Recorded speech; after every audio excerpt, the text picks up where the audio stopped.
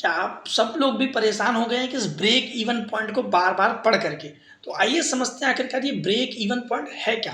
देखिए इकोनॉमिक्स जब ने आपने पढ़ी होगी तो बहुत सारे जगह पर आपने ये वर्ड सुना होगा break even point, break even point. तो आज समझते हैं ये ब्रेक इवन पॉइंट होता क्या है? देखिए बहुत अच्छे से एक्सप्लेन किया गया है when a company expenses is equal to revenue.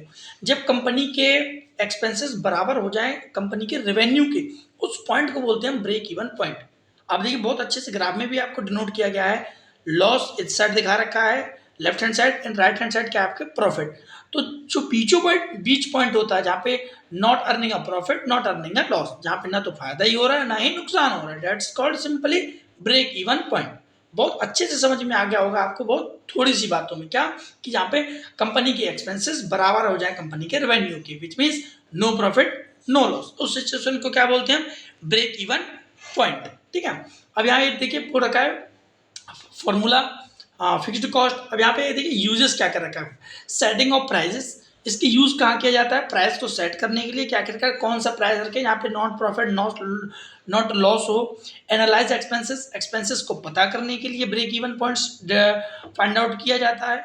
Launching new product and services, when you are trying to we can say that when your company launching new product or a services, they try to find out a break even points, which points have a not a profit or not a loss। देखिए break even point के बाद ही पता कर पाते हैं कि हम price को किस वे में रख पाएँ कि प्राइस के प्रोडक्ट के प्राइस हमें कम करना चाहिए या फिर बढ़ाना चाहिए। ये आप एक ही तरीके से पता कर सकते हैं जब आपको ब्रेक इवन पॉइंट पता है। नेक्स्ट पॉइंट है deciding whether to stay in business. देखिए बता रखा है मैंने कि आपको पता चलेगा कि प्राइस बढ़ाया जाए या नहीं बढ़ाया जाए, क्योंकि यही डिसाइड करता है आपको कि आपको बिजनेस में स्टे करना चाहिए या फिर नहीं करना चाहिए, यही आपको बताता है ब्रेक इवन पॉइंट। तो होप सो आपको ब्रेक इवन पॉइंट बहुत अच्छे से समझ में आ गया होगा बहुत छोटे से टाइम पे। Thank you.